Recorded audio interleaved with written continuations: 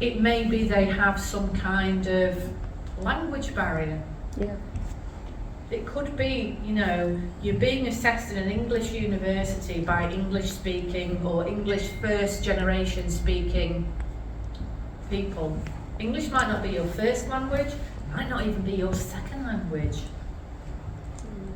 So, you know, that can cause some anxiety. Language barriers.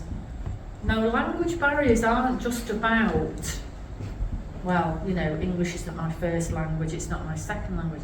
Language barriers can come from your understanding and knowledge, the terminology and the words that you use. So these are the things that will impair our ability to deliver a good presentation, to speak, do a handover, speak to an MDT. There's something called glossophobia. Now, glossophobia is a condition where clinically it's a real issue. It's not just about anxiety about presentation. This is a real condition, okay? And it's where people have such a high level of anxiety and panic, their behaviour changes to the extent that it really restricts their lives.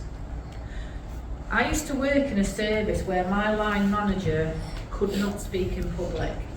She was the service manager, and either myself or a couple of colleagues used to have to go and give the presentations because she couldn't do it.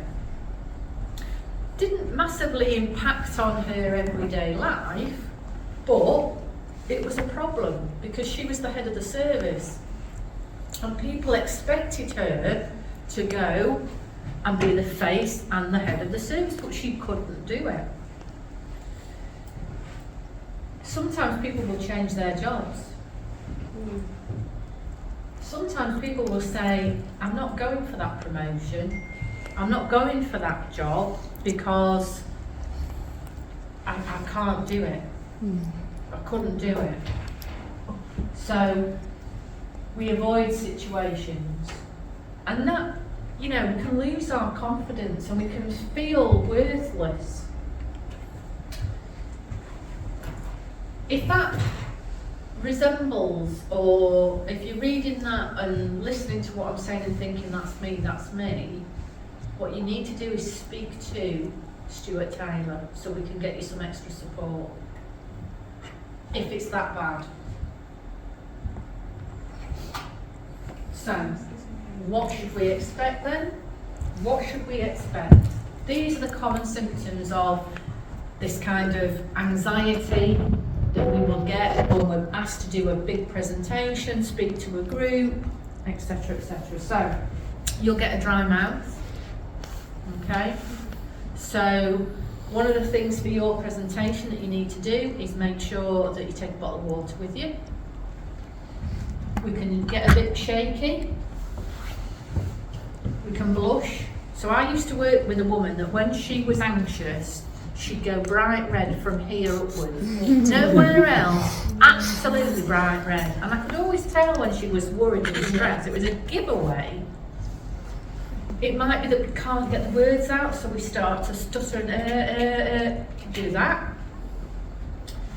Our voice might not be as clear, so it might just whisper a little bit and not, you know. We can get short of breath, dizzy, upset stomachs, surges in adrenaline. So you're like, right, I'm pumped, I'm ready to go. And then what happens is you can't sustain that, so it crashes. Could get a headache, vomiting. People are physically sick. So I had a girl that used to work for me who, we had a service where we had to go and do an MDT meeting with physios and occupational therapists, and we used to go and have to do that once a week. And I said to the team of nurses, this is a big ask, it's 4 hours every afternoon, once a week, so we're going to take it in turns. And we're going to go there and we're going to talk about our patients and we're going to sort out the care plans and we're going to lovely. So we set up a rota and it was running fine, and then a member of staff came to me and said, Rachel, I need to talk to you about this member of staff. Do you know she's vomiting before she goes to these MDTs? I had no idea. Why? So when I got this staff nurse in and said, why didn't you tell me? She said, I was embarrassed. This is part of my job, everyone else is doing it. And it's like, it doesn't matter. You know, I'm not putting you through that so you can vomit and feel faint and have a dry mouth, because that's stressful for you and it's not really helpful to other people. So we will find you something that you're going to do in lieu of this MDT. And she had glossophobia, we later kind of discovered. So all of these things can be present if you are speaking publicly for whatever reason. Some of you will experience these when it comes to presentation day. Okay?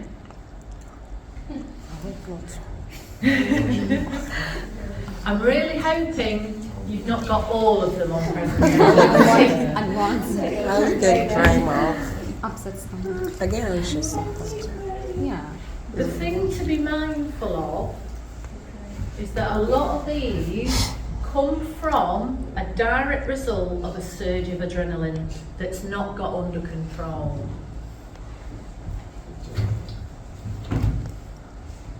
So if you are one of those people that struggles speaking out publicly, okay, you might think, why is it me? Everyone else seems really confident, but it's me inside going, oh, I'm really worried. And because it's in a group, the dynamic is slightly weird, isn't it? Because within every group, you'll have somebody that's kind of emerging as the leader, the one that's pushing things, seems really confident. And as a consequence, you're thinking, I've got to do better, I can't show it. So you end up hiding and trying to suppress your anxiety. It's not just you, it happens to everybody. Absolutely everybody. 70% of the population have anxiety about public speaking. That's a huge number. It's one of the top 10 fears that rates higher than dying. That's how bad and stressed people get. They would rather die than publicly speak. Sounds bizarre, doesn't it? So why do you need to get to grips with this? Why do you need to develop your skills? Well, we've talked this morning, haven't we, about nursing, leadership, your role as a nurse. This is what you're going to be doing. So you need to be able to speak publicly. You need to be able to speak confidently. And you need to be able to speak without passing out, vomiting, or needing to lie down in a dark room. People who speak well are perceived to be more intelligent. They're perceived to be more confident and successful. So, you know, make it till, you know, fake it till you can make it. That's the saying, isn't it? You're going to have to speak out. And we've addressed this, haven't we? So, you know, this is why I'm banging on about it. So let's start getting ready, shall we, for our presentation? yeah, sure. Yeah? Top tips. Step 1, prepare, prepare, prepare. Okay? This is important. And it's not just preparing what you're going to say. Do you know who's assessing you? Do you have a timetable? Yeah. Okay. Who's assessing you? I think Manju and Stuart. Manju and Stuart. Do you know Manju? Yeah. Yes. Do you know Stuart? Yeah. You know his face? You know what he looks like? Yeah. No? Right? You know, brings up your line class. If you don't know his face, you can nip to the nursing department and say hello. So what does this do us face? Yeah? Because one of the most anxiety-provoking things, if you are really anxious, it's a good idea, pop down to the nursing department, say, can I just say hello to Stuart Taylor? Because one of the most anxiety-provoking things is walking into that room and not knowing who's going to be sat there. Okay? Stuart's a good guy. Manju's lovely.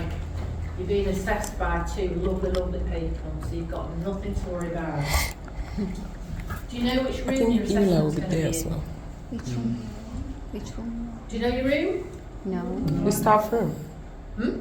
No, What room? it's For presentation? assessment. Yeah, for your assessment. Should be in the I presentation. think it's here, isn't it? I think it's this room. This room? Yeah. Okay, perfect. Perfect. So you are familiar with how to get here, what it looks like, the layout of the room. Okay? The preparation is about understanding what you're going to face on that day. So if we think about practice, nursing practice, you're being asked to go and give a handover to the multidisciplinary team about a patient, and you're really anxious about it. Why wouldn't you learn who those people are in the MDT? Why wouldn't you know which room you've got to be in to deliver this? Why would you not prepare that way if it's causing you anxiety? Do you know what day and time? Yes. Time Yes. when it's time, 1 o'clock. Our time is 9 to 10. It's 9 a.m. Half 9 to 11. If you don't know who's assessing you, where, when, and the time, you need to get on top of that. Don't know when. What are you going to wear? Yeah, we didn't think it out. I didn't think About that. I mean, you may laugh, I say we should dress like Something. but actually, it's really important because I'm not saying you have to come in a three-piece suit. If you are going to present at the coroner's court, you should be in a suit. You should be smartly dressed. it's the thing. But come in something comfortable. Is anyone here superstitious? Do you have lucky shoes, lucky headbands, lucky knickers, lucky... I have a lucky dress. You've got a lucky dress. That dress, that lucky dress, Elizabeth? does it make you feel confident? Yeah, I get the dress when I go for an interview and Yeah. exam. Makes you comfortable? Yeah, and I do pass. Do you have? Yeah. So are you going to be wearing your lucky dress for your presentation? Actually, it's not here. Oh, sassy. Oh, it's not here. Oh my God. This one is. Can you leave your good Can luck? we get it flown over? My point is that we have clothes that make us feel comfortable. Yeah. We have clothes that make us feel safe. We have clothes that we can put on and not worry about. So, you know, it's a small thing, but it all adds to you coming and presenting and feeling comfortable and confident if you're not worried about, I've got a skirt on that I need to do this. Or, you know, avert your eyes, gentlemen, you know, my tops, I'm having to pull this up. Yeah. You know, so it's about being comfortable. Yeah. Is it going to be a hot day? You know, you don't want your wool tights on and a fleecy jumper if it's 30 degrees outside, so you're sweating like a farm animal before you even arrive. I always think when you're going for this kind of thing, you do it as if you're going for an interview. Okay. So you'll be okay. Because you want to put the best of yourself across, don't you? So, step 2. Okay? Step 2. Preparation, preparation, Preparation, preparation. You may be So, noticing a change